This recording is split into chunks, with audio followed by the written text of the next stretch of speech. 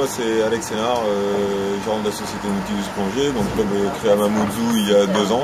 Eric Sénard du centre de plongée Magic Club à Mamoudzou.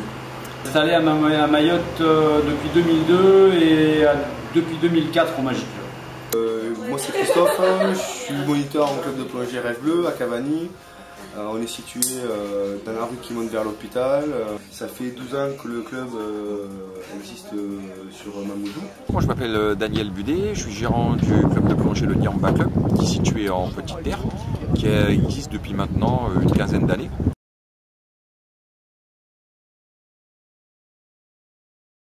Non, c'est l'occasion de participer à un geste citoyen tout simplement, et donc je profite de l'occasion pour offrir les plongées à tous ceux qui veulent bien venir participer à ce genre d'action.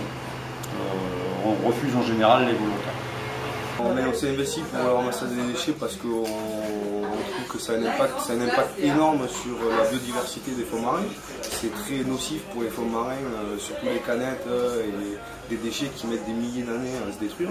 Pour moi c'est quelque chose qui me tient à cœur et ça fait déjà 3 ans qu'on y participe et j'espère qu'on y participera encore quelques années.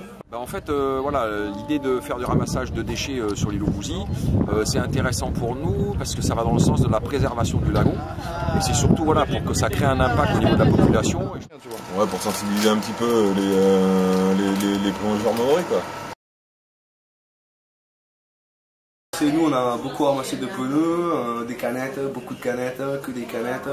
Sachant que les canettes ça a un gros impact, surtout l'emballage de la canette. Il y avait quand même un peu des pneus, par contre il y a beaucoup de canettes, donc canettes en ferraille et beaucoup de bouteilles de plastique.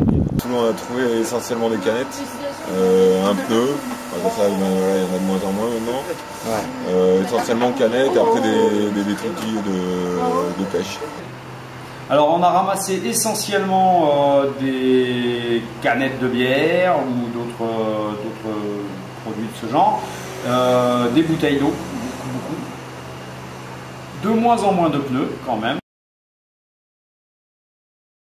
Ouais, on a ramassé beaucoup. Alors c'est difficile de quantifier en poids parce que tout ça c'est mouillé, mais on a ramassé des sacs de 100 litres en plastique, là on en a fait une dizaine je pense à peu près. Ouais, quand même pas mal, mais on a commencé sur une zone qui n'avait pas été ramassée encore, donc là on en a vraiment trouvé énormément.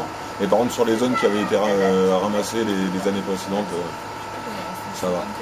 Il en reste encore malheureusement beaucoup, on pourra refaire des actions de ce genre l'an prochain, d'autant plus qu'il n'y a pas de raison, la source n'est pas complètement tarie. Il y en avait quand même pas mal quoi. Bon, d'année en année ça se réduit un petit peu, mais il en reste quand même beaucoup. Je pense que les 5 bateaux qui étaient présents ont ramassé beaucoup de déchets.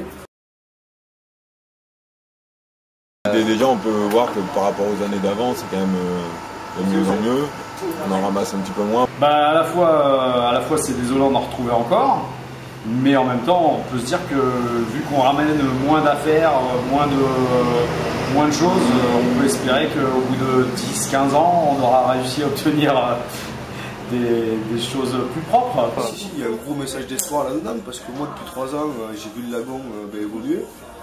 Il y a des sites où il n'y avait pas de poissons, il y a de plus en plus de poissons. Donc de toute façon la mer sera toujours plus forte que l'homme.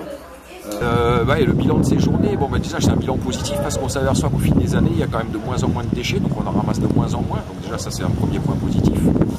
On s'aperçoit aussi que l'implication de la population, que ce soit les Mzungu ou la population locale, est de plus en plus forte.